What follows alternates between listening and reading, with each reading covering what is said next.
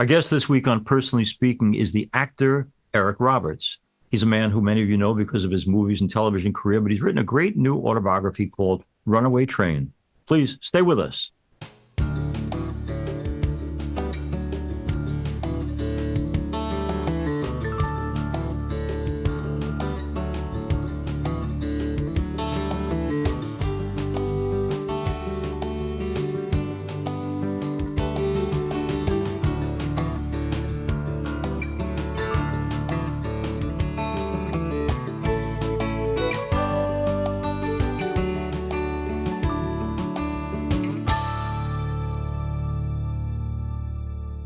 Hello and welcome to Personally Speaking. I'm your host, Monsignor Jim Lisante, and Academy Award nominated actor Eric Roberts joins me now. Like his sister, Julia Roberts, Eric is one of the most prolific actors in Hollywood and has appeared in nearly 800 movies and TV shows during his decades-long career. Eric is best known for his Oscar-nominated role in 1985's Runaway Train. His breakout role came with his starring role in 1978's King of the Gypsies. Eric Roberts' success in Hollywood was followed by an addiction to cocaine and a car accident that almost cost him his life. He has written a candid memoir titled Runaway Train. The subtitle is Or the Story of My Life So Far.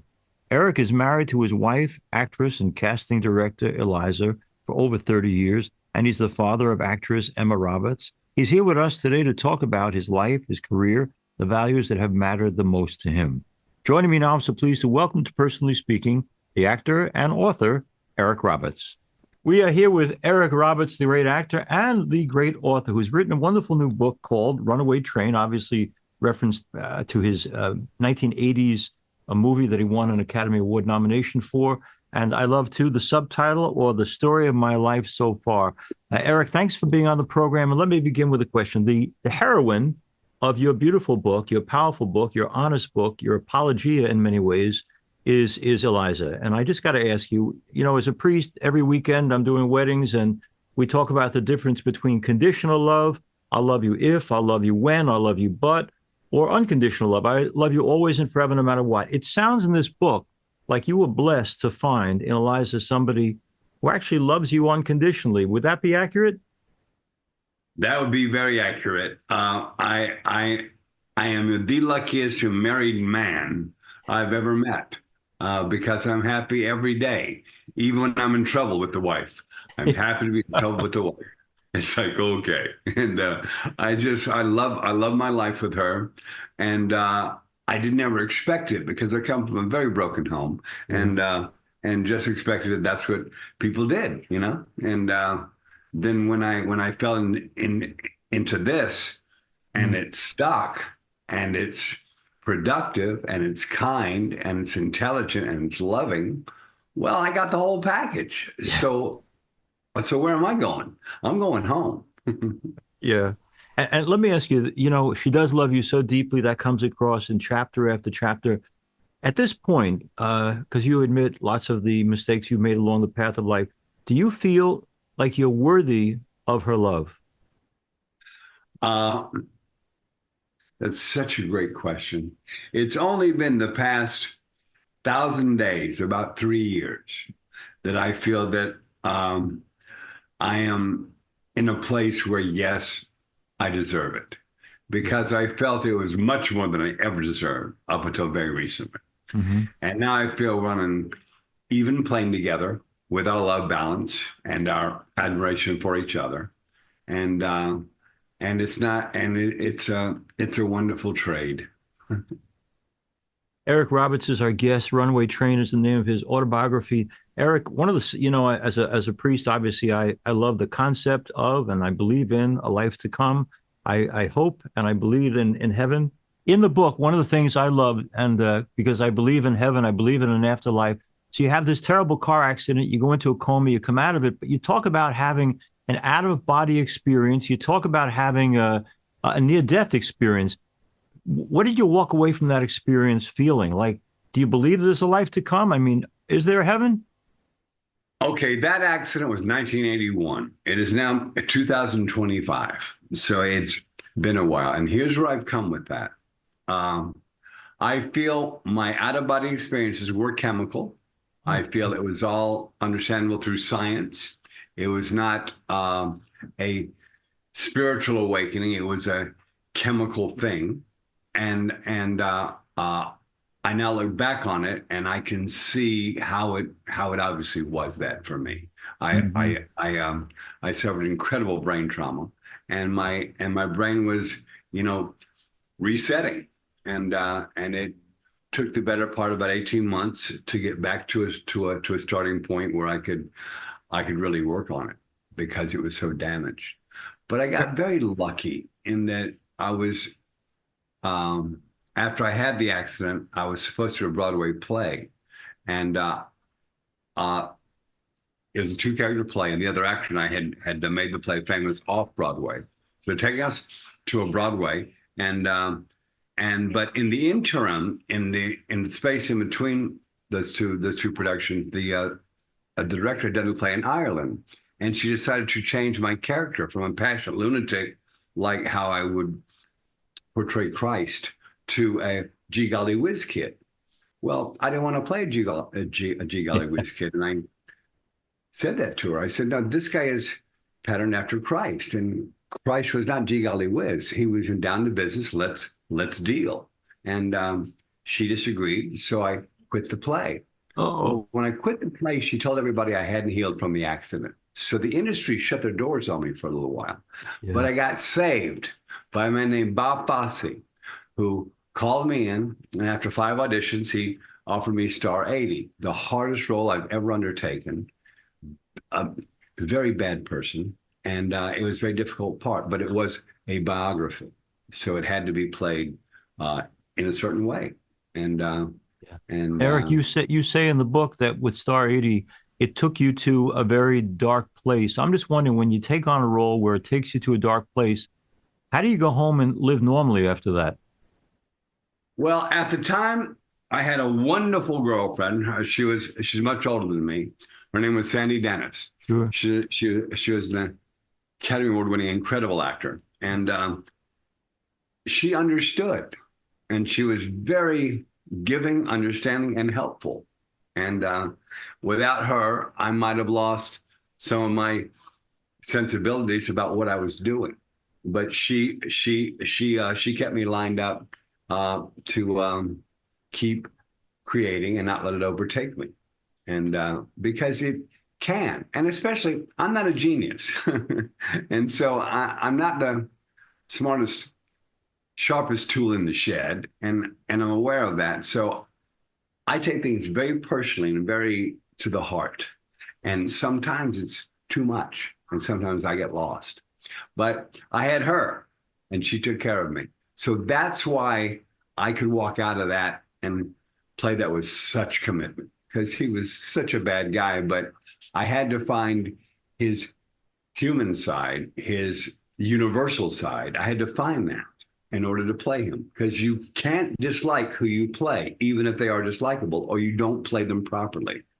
And knowing that it was tough, but I had one of the best directors who's ever walked the planet, Bob Fosse, and he also wrote it, so I had that script. I mean, he was a genius. It's an overused and abused word, but he was one of those. And once you work with a genius, you know two things: that you're not one, and they're hard to find. You don't meet them. I've met two in my life, and I've been around. Eric Roberts is our guest. This book is called Runaway Train. You know, you give praise in the book to Sandy Dennis, who you dated for a while, and but what I love, because you can also be very funny in the book, is you talk about the fact that great as this lady was, her obsession was cats, and at one point there were 100 cats living in or around the house that you shared with her. Many years later, because the cats ultimately broke up that relationship. Let me ask you, how do you feel about cats now, Eric? Oh, you're so funny. My wife and I love our kitties. We've had as many as 8. We only have 2 right now, but cats are a part of our life. I love cats like I love my wife, all day, every day. That's a good thing to know. Now, you talked about something earlier in this interview, Eric, about raised as you were in a very, very bumpy family. You'll notice over my shoulder is a picture of my mom and dad, and they were just terrific. So during reading your book, Runaway Train, I'm saying, how different might I have turned out if my parents were Eric's parents, who were not always easy to love and could be a really negative experience? My question is, when you have parents who are not always the greatest, have you, in the course of your life, found the road to forgive them for their lack of an ability to be the loving parents you needed? It took me decades to understand the strength through forgiveness, Yeah. but I found it, and I did forgive my mother, and um, because I realized my mother, like her son, is not the smartest tool in the shed, and she got taken advantage of by many people, from her brother to her father to her husband, and what a shame.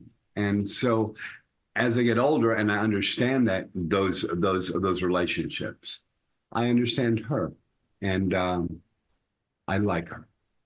I ended up liking my mother very much. In the book, Eric Roberts not only talks about, but also has letters from his dad that are kind of devastatingly negative and critical. And I mention that too because when he gets sick with esophageal cancer, um, again, if you had turned your back on him completely, anyone reading the book would understand. But there's a part of your compassionate heart that was intriguing to me, and that you reach out to him, you try to be supportive of him. I'm just wondering, when someone has been a tough love for you, how do you find the compassion to say, yeah, but that is suffering, and I'm going to be there to support him if I can? All you can do in those circumstances is put yourself in their place Mm, and do that honestly. You understand that they need whatever they need. And if you can help, you will. And especially, he was my dad, and I saw where he came from. And where he came from was very, very difficult, far more difficult than where I came from through him, even though mm, he was a pain in my life. yeah. But what he came through was devastating. And I knew that. But he never talked about it. He never felt sorry for himself. But I knew his father and I knew his mother. And his father was very cruel, and his mother was extraordinarily perfectly passive. So he had A and he had Z, had no middle ground. And so he was an AZ guy. He was awful or he was perfect. Yeah. Yeah. And there was no middle ground. But I understood him. So I had compassion and love. Yeah. And he was also a drama queen. So as a little boy, he always got to me. Eric Roberts is our guest. This book is Runaway Train. Let me ask you too, because as a son of the South as you are, I was intrigued by the fact that even though you were surrounded by people who embraced what we'd have to call pretty strong racism, and they weren't very tolerant of people who were gay, I never sense in you any bigotry against people because of their color or because of their sexual orientation. So how I'm did an actor. yeah. That's against our religion. But here's the thing. In 1965, my mother and my father's acting school, the Actors and the Writers Workshop, in comes the whole King family, Coretta King, Yoki King, Marty the Third, Dexter, and Bunny. They all show up on the front porch. Hi, they knock on the door. We let them in. We got this huge rooms downstairs for the classes. And they come in and Coretta says, I hear you people are integrated. And my father and my father, who was half Cherokee Indian, looked Italian. So he had a great big nose and he's brown. He looked Italian, had brown eyes, and he said, "Yes, we're not only integrated in our classes, but even we are integrated." And he made all kinds of jokes about it. Anyway, so I grew up with the King kids from the time I was, how was I in 1965? 8 or 9, and so yeah, from 8 years old up to the end of high school. Uh, I was with the King family at least twice a week in classes, and we all got very close. And Yoki and I got very close, and that we're even going to make an independent film together that she was writing, and but then she died very suddenly, very unexpectedly. Eric Roberts is our guest. We're talking about why he did not give in, as many people do, to either racism or disliking people because of their gender or sexuality. And he says, I'm an actor, but also I, from an early age, had friends who were not exactly looking like me. Now, I got to ask you this too, because going back to the looks issue, Eric, you talk about the fact that you come up through the movies and TV as a guy who's known for his acting, but also known for his looks. So I got to ask you, in this business of yours, which sometimes lionizes youth and looks, how well does Eric Roberts handle the natural process? Unless we're dead, we're going to keep aging. How do you give perspective to the process of aging? I don't think about it. All that happens with me is, how old is this guy I'm playing? He's 60? I'm playing 60 now? Yeah, okay. Okay. Whatever. I don't really worry about it. Um and I if I had any insecurities about it, my wife would fix that because she's so supportive. So Mhm. and I just don't. It doesn't occur to me that I'm every once in a while I say to myself, wow, I'm over 60, dude. I never thought I'd get here. And here I am, happy over 60. Who knew? And Yeah, and so I'm actually kind of thrilled about it because I've never been happier. The past 10 years of my life have been the happiest. And yeah, now that I'm a grandfather and two of the three grandchildren live across the street, that's great. it's heaven, dude. In Yeah, fact, one of them just showed up. Magnolia, she just showed up, and I she's the heard you redheaded talking to the one. grandchildren too. Eric, let me ask you this too, though. One of your grandchildren is Rhodes. If Rhodes Rose, decides yeah. someday and says to you, "Hey, Grandpa, I think I want to go into the arts, into the acting business," knowing what you know about it, would you encourage or discourage? Here's the thing: whatever the kid wants, you help the kid do. Simple as that. You let the kid find out if it really wants to do that by having it do it correctly. So Yeah. you have to be a good partner, a good guide, and a good friend. And that's our jobs. We have to pass it on. We have to pass on the understanding of endeavor. Let's talk with Eric Roberts a little bit about rejection. You know, anyone who goes and Wikipedia's you is going to see that you have hundreds and hundreds and hundreds of TV and movies and stage appearances. But I got to ask you, because there's no actor I know who doesn't say, yeah, but there was one role that I was perfect for that I didn't get. When you know you're right for something and it doesn't happen, what does Eric Roberts do to handle rejection? Well, I got lots of rejection very early, but I also got a balance with lots of inclusiveness. Also, yeah, you come with us. I got both. So Hmm. I understood I was going to get both. That's what the industry was, and I got that at 19 years old. I understood it. So okay, here we go. And some days will be good, and some days will not be. And it's just how it works. And once you accept that, then you don't feel rejected. You just feel, well, that didn't fit. I'm moving on. It's not personal. And Yeah. if you can get there early enough in your age, then you will maintain that, and you'll be Yeah. comfortable with yourself. And I have to give that credit to Sandy, to Bill Tresh, my first manager, Mhm. and to Chris Walken, my oldest friend who's an actor, and they showed me, let it go, Eric. It's not that important. And okay, and I learned through those three people how to accept, rejection is not rejection, but that it just doesn't fit. That's okay. It's okay not to fit. Let me ask you, Eric, and I raised it earlier in this interview. I was just intrigued by when you're coming up a bumpy road with a family like you did. Was there ever in the family any development of a spiritual life, or was that just not part of growing up? My father was an atheist, and my mother was a Catholic. Oh boy. So it was A and Z, and uh, I I even I even wrote a little piece of prose. It's very short and very painless, with the understanding of both my parents. And he goes, I have lain in lust upon the earth and looked after up into the stars, thinking upon the possibilities of God and what I could do with a larger income. So that's my parents. Okay, thank you for sharing that. Eric Roberts, our guest. Runaway Train is the book. Let me ask you this too: that when you've had that experience of being abused because you were, uh, what's your own feeling on parenting? Like, if you had it to do over again, would Eric Roberts choose, coming from some tough parents himself, to be a dad? Uh,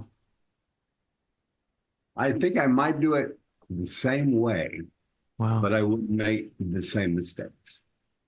And I would have more understanding for other people involved as opposed to just myself. And because I was very selfish up until really a decade ago. Mm. And well, maybe 15, 18 years. But um, the way you learn to not disappoint yourself, I have found, is you don't disappoint the people who need you, and it gives you great strength. Erica, one of the first interviews I did many years ago was with the wonderful film director Frank Capra, and I guess I fell in love with him because of It's a Wonderful Life. But the theme of It's a Wonderful Life, that every person is irreplaceable, everybody's a miracle, that there's no one quite like you, that uh, I want to ask you that It's a Wonderful Life question. When you look back on your life, Eric Roberts, um, are you glad that you were born? And do you believe, with all the bumps along the way, and you're very honest about them in the book, that yours has been ultimately a wonderful life? Thanks to the woman I met on the airplane in 1989 named Eliza Rayfield. Yes, she changed my whole perception on life. Uh, Before her, there was always a negative slant to everything I thought or felt or judged. And with her, it was stop that crap. Here's what we got to do. Yeah. That works. What that works. And so I tried it. It does work. And so she was my girlfriend, wife, but she also reparented me. She took care of my psyche. And she told me, no, you're wrong. You don't have to be that way. You need to be this way. No, no, no, no, no, no. I was very stubborn. No, that's ridiculous. That's for people who do blah, blah, blah, blah, blah, blah, blah. No, no, that's for us. And she was so right. And after 32 years of marriage, I'm so glad I'm here. Eric Roberts is, I guess, Eric, a lot of people in your business write books. And I'm thinking one in particular was a book by Frank Langella, and he names names. You name names too. What I didn't like about Langella's book, to be honest with you, is that he can be really nasty about the people that he at one time loved or seemed to love and then didn't love anymore. What I love about your book, Runaway Train, is even when people have done you wrong, you seem to find a way to give them wiggle room. You give them benefit of doubt. You say, well, this guy wasn't good to me, but maybe it was because of this reason or that. You give the benefit of doubt to a lot of people who weren't always nice to you. Again, I'm intrigued by that. Eric Roberts, why do you give people who weren't always kind to you the benefit of kindness? Well, let's start at the foundation of that, my parents. I went from hating one of them incredibly, worshiping the other incredibly, to understanding I was wrong on both counts. Mm. I was totally wrong on both counts. So I let it all go because that made me honest. And once you're honest, you can hold things properly. You can maintain and understand properly. And I was not honest because it was easier not to be, because it gave me an A and a Z. Because that's all my parents taught me, was that behavior, A and Z. They never taught me any middle. I was never given any understanding of the middle by their behavior. So I was always in distress or ridiculously joyful. It was A and Z. It was never any middle. And so when I got out of there, and I began to look back at what they were and what they weren't, it's not their fault. And I blamed them as a child and as an adolescent, but as a young adult, I began to see it's not their fault. They're just people like me who they didn't pick their parents. They didn't pick where they grew up. And so, once you really understand and totally accept that, you have the honest definition of compassion. And once you have that, you're going to be a whole person. When the world is as crazy as this world of ours is, are you a guy who still hopes for good things, or do you find that the world is just too messy to have hope? Well, if you don't have hope, you're not going to get out of bed anymore. And I get out of bed every day. I have infinite hope. I have infinite understanding for all the mistakes mankind has made. I have infinite understanding for all the possibilities we still have in front of us. And politically, it's been a circus, so it's fun to watch and understand we're all human. And we're all little kids who got tall. And once you know that, and once you really embrace that, you can forgive, you can lend a hand, you can be available, you can listen. All those things that are the basics that bring us all, that we all have in common, so we can all get together with it. And so, no, I have infinite hope.